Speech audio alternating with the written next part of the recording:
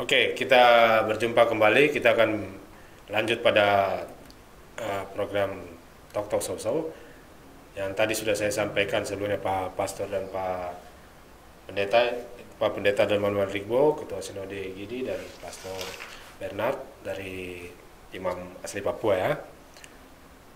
Satu hal yang tadi sudah saya singgung, karena adanya perampasan sumber daya alam ya. Orang-orang ini cuma mau, negara ini atau Indonesia ini cuma mau dengan sumber daya alam tapi tidak mau dengan sumber daya manusianya. Jadi sumber daya alam kemudian sumber daya alam kita ini kemudian berusaha diambil dengan mengorbankan orang-orang yang ada di situ. Kita lihat, coba kita lihat ini apa pengungsi-pengungsi dari beberapa tempat di Papua.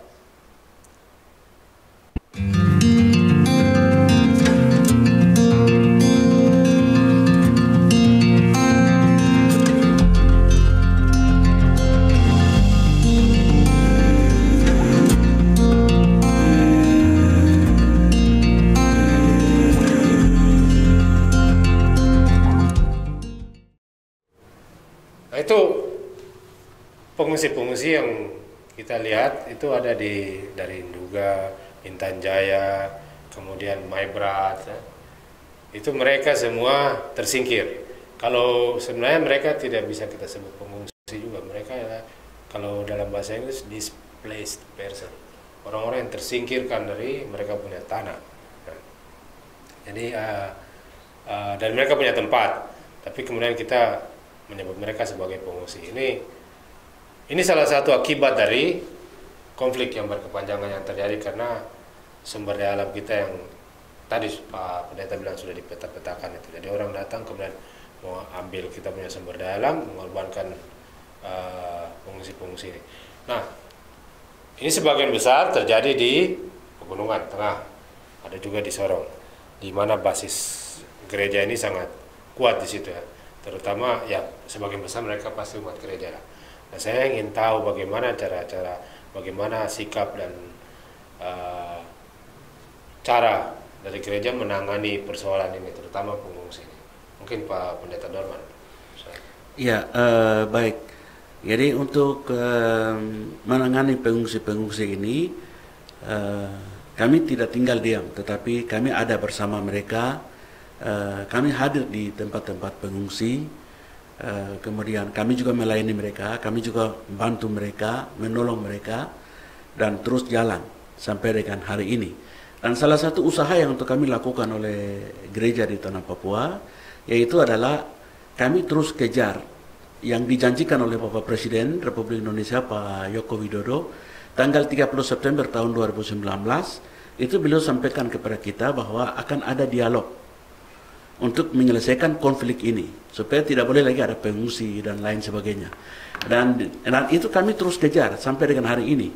Dan sudah berapa kali kami sudah sampaikan surat tertulis juga kepada Bapak Presiden dan juga Menteri Menko Polhukam untuk tentang hal ini. Kemudian tanggal 29 Agustus tahun 2019 juga setelah rasisme di Tanah Papua, itu waktu itu Panglima dengan Kapolri waktu itu Pak Tito, pertemuan di Hotel Swissbell di Jayapura. Dan kami dari gereja juga sudah sampaikan kepada mereka tentang harus segera tarik non-organik supaya tidak boleh lagi ada pengungsi. Dan pengungsi ini harus kembali ke tempat semula. Mereka harus sekolah baik dan mereka harus masyarakat hidup seperti biasa. Tetapi sampai hari ini yang gereja lihat, apa yang kita sampaikan itu dihiraukan. Nah, ini ada kepentingan-kepentingan tertentu, dan sampai sekarang justru militernya tambah, bukan lagi tarik. Sampai hari ini terus tambah masuk. Nah, ini juga menjadi konflik horizontal dan juga konflik sampai dengan hari ini. Jadi kami gereja ini, rasa lihat sedih Pak, karena orang banyak mati, kemudian anak bisa lahir di hutan, kemudian masa depan sama sekali tidak ada daerah-daerah konflik yang ada saat ini. Dan kami lihat daerah-daerah konflik itu juga sebenarnya bisa selesai. Tetapi konflik itu juga yang bukan lagi dari kita, tetapi dari oknum-oknum tertentu juga yang menciptakan konflik, supaya konflik ini selalu terus ada, punya kepentingan-kepentingan tertentu. Ya. Itu konflik yang membuat masyarakat kemudian harus mengungsi di Pegunungan Tengah itu saya tahu bahwa itu basis gereja terutama Protestan yang banyak. Nah kalau di Sorong terutama di Maibrat itu Katolik ya Pak Tesala ya. Nah Pater sendiri lihat itu seperti bagaimana, maksudnya bagaimana pihak gereja menangani di Maibrat ini kan ada anak kecil yang ditangkap karena dianggap sebagai penyerang, padahal sebenarnya kalau kita bicara soal undang-undang ini tidak bisa anak kecil ini kan. Kemudian tuduhan-tuduhan yang menurut saya tidak berdasar yang menyebutkan pihak-pihak tertentu sebagai penyerang, padahal ini harus dibuktikan. Tapi yang paling penting adalah bagaimana mengembalikan kepercayaan diri masyarakat, terutama yang sudah pergi ke hutan. Menurut Pater sendiri bagaimana seharusnya gereja itu berperan dalam hal ini, terutama gereja Katolik?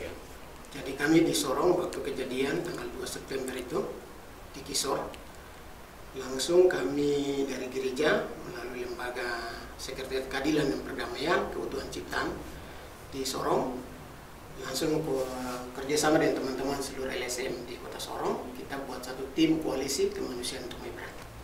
Nah, tim koalisi ini terdiri dari bagian hukum, kemudian bagian untuk advokasi di media, dan bagian yang data dan bagian pengungsian untuk soal PAMA, kemudian pendampingan dan seterusnya. Nah, jadi kemudian tim untuk lobby. Kami mengadakan lobby ke Bupati, ke Danrem, kemudian ke Pangdam. Waktu itu ada rencana kita Pangdam dengan Kapolda dengan ini, tapi dengan Gubernur. Tapi mereka tunda sampai tidak jadi, dan hari ini belum ada pertemuan. Tidak tahu dari pihak mereka tunda dari jam pagi sampai siang tunda, sore malam sampai tidak jadi. Termasuk Gubernur juga? Termasuk. Bupati juga. Jadi mereka tidak bertemu. Kami memberi surat berapa kali bahkan dengan Uskup Datus ikut bersama dengan Pak Pendeta dari Maibrat, Pak Sepi Waasem, dan Pak Agusa, semua teman-teman dari kami yang Katolik Protestan mau ketemu, dan mereka sudah janji, tapi kemudian mereka batal. Jadi kita mau dialog supaya pasukan ditarik, kemudian bagaimana kondisikan pengungsi untuk pulang ke kampung.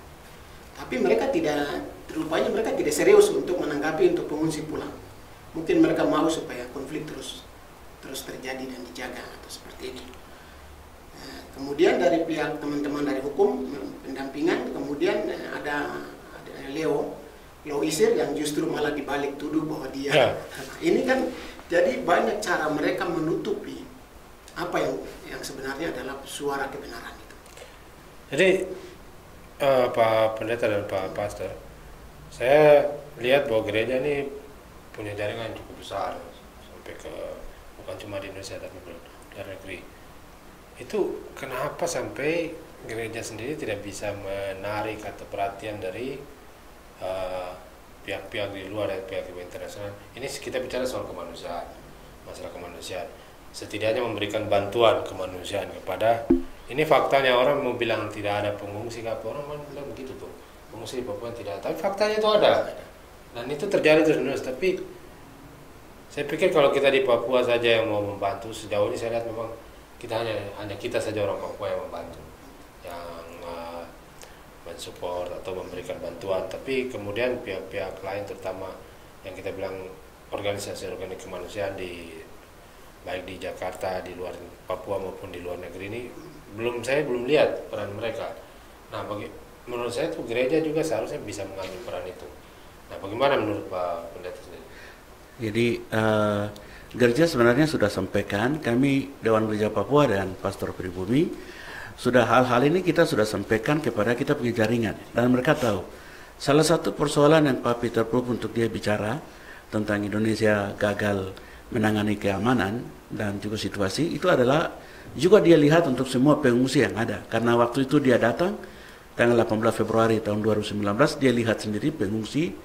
Lalu kami juga sudah sampaikan menyurati kepada seluruh jaringan Dewan Gereja Sedunia, Dewan Gereja Afrika, Dewan Gereja Asia, dan juga PGI, dan juga dari teman-teman dari Pastor Pribumi juga sudah sampaikan surat kepada Vatikan bahwa hampir 60.000 orang itu sudah pengungsi. Dan itu catatan kami sudah sampaikan kepada semua teman-teman jaringan. Saya pikir Pak Peter Phuc dia bicara hari ini adalah dia juga yang lihat realita dan juga kita juga menyampaikan laporan tentang keadaan pengungsi sampai hari ini. Kami juga sudah sampaikan laporan kami bahwa kepada teman-teman kami Dewan Gereja di luar bahwa lihat ini situasi. Sementara masyarakatnya pengungsi, orang yang punya tanah, punya warisan di situ disuruh keluar tinggal di hutan, lalu lakukan pemekaran kabupaten untuk orang dari luar yang bukan punya tanah di situ, bahwa akan taruh mereka di situ. Dan situasi ini yang sangat buruk yang terjadi. Dan itu kita sudah sampaikan semua teman-teman jaringan. Dan itu salah satu bagian yang kita sudah bicara. Saya rasa Pak Peter Phuc tidak bicara hari ini, itu bagian dari laporan kita juga. Baik, terima kasih Pak Pendeta. Kita break lagi untuk kita kembali lagi pada segmen terakhir. Ya. Terima kasih.